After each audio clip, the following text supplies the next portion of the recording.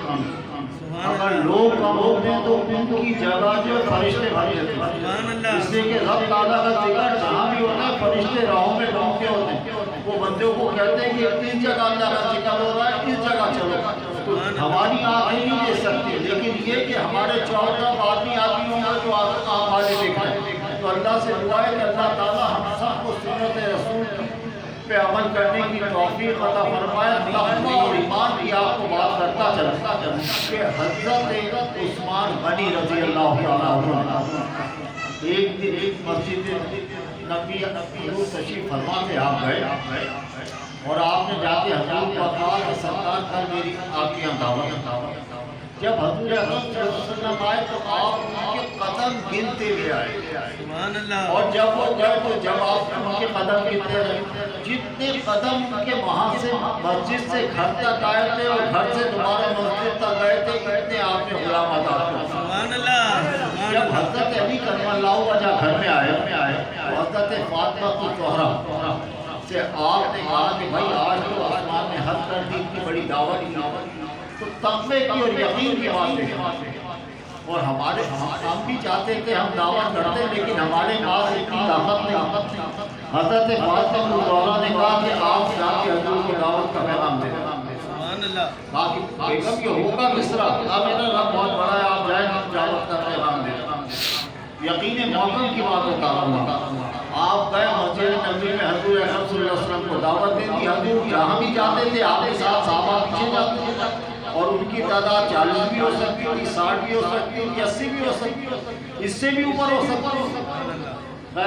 جب حضور اکرم صلی اللہ علیہ وسلم تشریف لائے تو اس سے پہلے حضرت فاطمہ الزہرا نے ہڈیاں جو ہیں پانی بھر کے یا خالی جو کتابیں کے انگیٹھیوں میں رکھ اور جا کے 4 رکعت نماز نفل پڑھے اور رب تعالیٰ سے کہا رب تعالیٰ تیری گناہگار بندی تیرے سامنے حاضر ہے، میری لاج رکھ لے، پورا تو نے کرنا ہے۔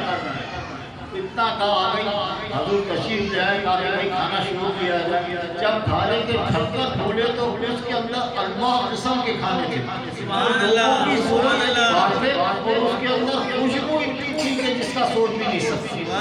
تمام صحابہ کرام نے کھایا لیکن کھانا جو ہے وہی کا وہی رہا۔ حضور صلی اللہ علیہ وسلم نے فرمایا کہ میری بیٹی نے اللہ سے دعا کی ہے تمہارے لیے جنت سے کھانا آیا۔ اس کے بعد آپ پھر گئی، پھر 2 رکعت نماز نفل پڑھی، کہا کہ تیری بندی گنہگار ہے۔ حضرت عثمان نے تو ہر قدم کے اوپر غلام آزاد کیے تھے، میری طاقت تو نہیں۔ اسی وقت جبریل علیہ السلام حضور اکرم صلی اللہ علیہ وسلم کے پاس آ گئے، کہا کہ جتنے قدم آپ کے مسجد تک گئے اور جتنے یہاں تک آئے ہم نے اتنے سے لوگوں کو جہنم سے نجات عطا فرمائی۔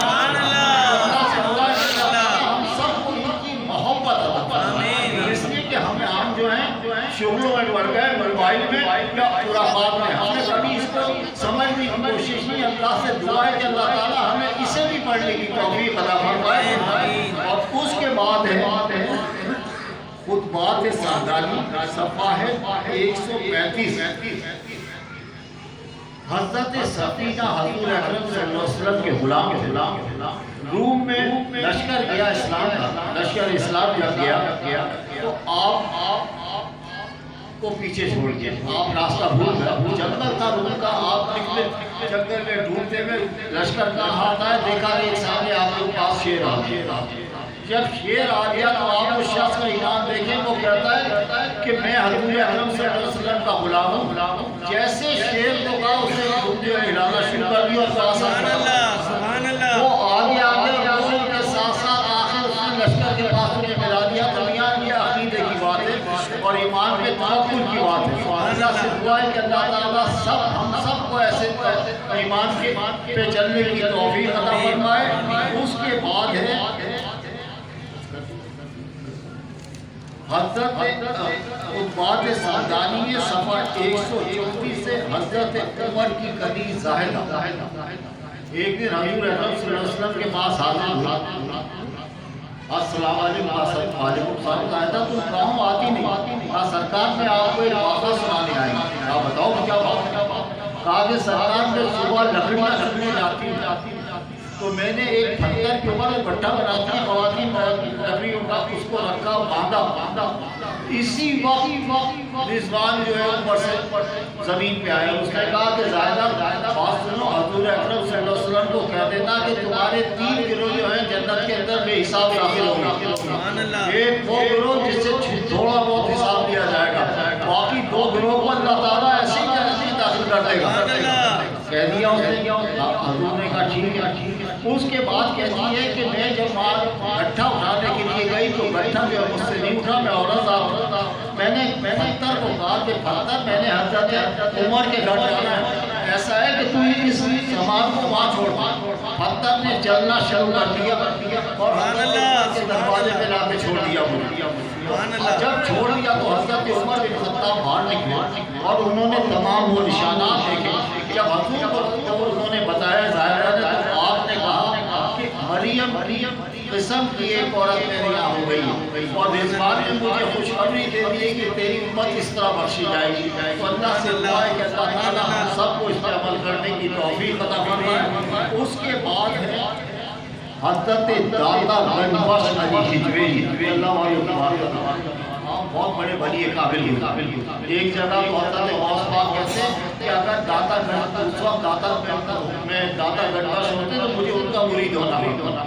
کمال کی بات. تو آپ دیکھتے ہیں کہ حسن بصری, آپ کو پتا چلا ہے کہ اللہ کے ولی تھے کہ جنگل میں رہتے ہیں, آپ وہاں گئے, اس ولی کا وہ کوئی اللہ کا نیک بندہ تھا, انہوں نے سامان وغیرہ خریدا, کھانے پینے کا بھی پتہ نہیں کھانے کو ہوگا یا نہیں ہوگا, لیکن کہنے لگے سرکار کی آپ کی خدمت میں لایا ہوں, اسے قبول فرما لیں تاکہ آپ کا رات بھی چلے صبح بھی چلے. تو بزرگ نے بڑے ہنس کے آپ کی طرح مسکرا کے دیکھا اور یوں دیکھ کے کہا کہ اشارہ کر دیکھا تو جنگل میں جتنے پتھر گھوڑے جتنے بھی تھے سب کے سب سونے ہوئے.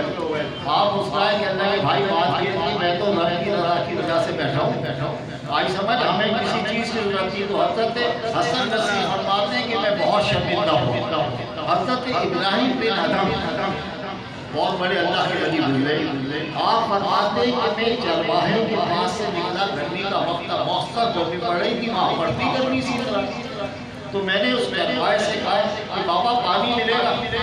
کہنے کہ ہمارے پاس تو دودھ ہے, پانی کا جتنا کہتا دودھ دیتے. میں نے کہا بابا بات یہ کہ مجھے پیاس پانی کی, مجھے پانی پینا ہے نہیں تو مشکل ہو جائے گی.